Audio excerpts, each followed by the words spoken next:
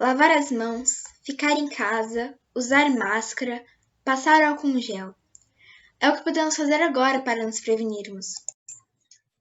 Mas o que podemos fazer antes do alastramento da doença?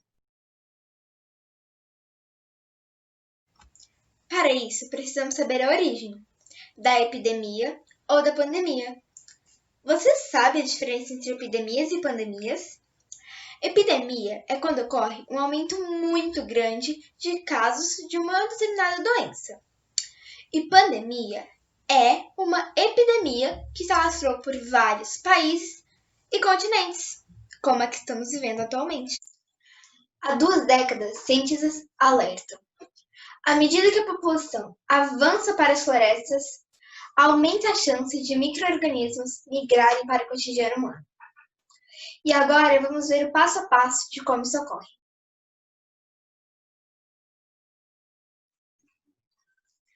A maioria das doenças tem origens zoonóticas, ou seja, provém de animais. E a maioria das doenças epidêmicas virais costumam ser também zoonoses, ou seja, o vírus, o micro-organismo, a bactéria, o parasita, ele originalmente habita, tem como hospedeiro um animal.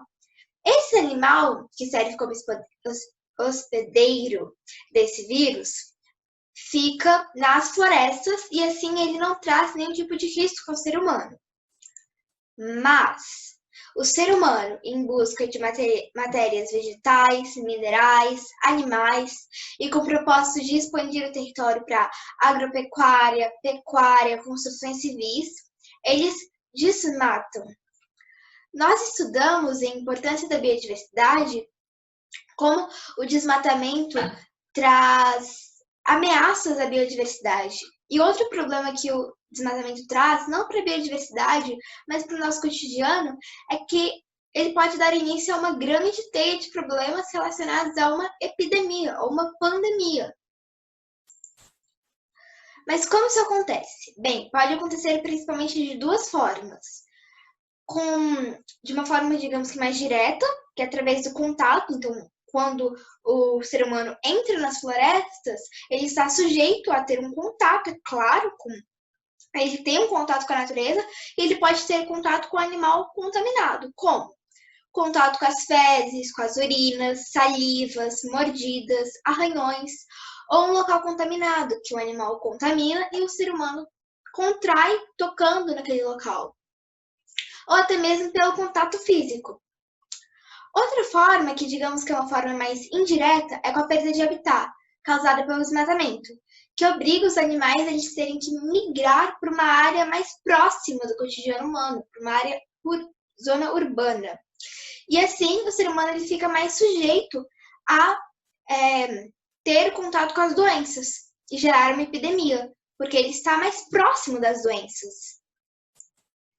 De qualquer uma das formas, os vírus e bactérias sofrem uma transformação genética e a transformação genética possibilita com que eles saltem de hospedeiro. Agora uma pergunta. A gente pensa que vou dar um exemplo do coronavírus. Tudo aponta que o coronavírus veio de morcegos, né? Que o vírus já existia em morcegos e que o vírus de morcegos saltaram para os seres humanos. Mas os morcegos, eles não estavam tendo uma epidemia entre eles, né? Não estavam morrendo muitos morcegos. E nos seres humanos está causando todo esse impacto. Por quê? Nos morcegos parece que é algo que passa despercebido por eles, como se não fosse uma doença, e no ser humano se transforma em uma pandemia. Isso ocorre porque o sistema imunológico de alguns animais tolera tais agentes infecciosos com mais parcimônia do que o nosso e dos demais mamíferos. E outra curiosidade é que normalmente quando um vírus entra em contato com o nosso organismo, com o organismo humano, ele tem uma resposta inflamatória violenta. Então, quando entra em contato, aquele primeiro contato que é novo, a gente tem uma resposta inflamatória violenta. E aqui agora eu trouxe alguns exemplos para vocês. A gripe espanhola, peste bubônica, varíola, anipa, malária, Lyme e Lassa. A anipa tem uma história muito interessante que serve como um ótimo exemplo e eu vou contar para vocês. Então, em uma floresta moravam vários morcegos que se alimentavam de frutas, mas aquele território que eles moravam o habitat deles foi desmatado. Com isso, os morcegos tiveram que migrar para outro habitat. E eles migraram, então, para uma criação de porcos. Nessa criação de porcos, eles estavam se alimentando de árvores frutíferas. Eles comiam, por exemplo, uma manga e o resto da manga caía para os porcos, que se alimentavam, então, da manga. Só que esses morcegos, eles estavam com o vírus. Eles passavam o vírus para a manga, os porcos comiam a manga e aí os porcos contraíram esse vírus. Só que, como foi virar uma epidemia? Quando o ser humano teve contato com os porcos e contraíram a anipa. E aí virou uma epidemia. Então, é um ótimo exemplo para a gente poder contar e é muito interessante. E outra curiosidade. De acordo com a reportagem do jornal Estadão, uma análise liberada por Simon Antoni contabilizou pelo menos 3.200 tipos de coronavírus circulantes em morcegos, incluindo no Brasil.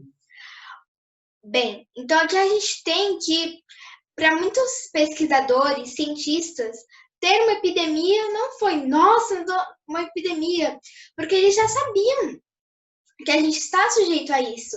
Porque imagina só, não foi que o coronavírus surgiu agora, uma nova doença. Ele já existia em morcegos. Só que aí a gente contraiu essa doença. Então, para mostrar que a gente está muito sujeito, que a qualquer momento pode ocorrer uma nova epidemia, uma nova pandemia. E aqui eu venho com essa reflexão. Então, vale ressaltar que preservar o habitat dos animais é essencial para a manutenção incontáveis dos ecossistemas.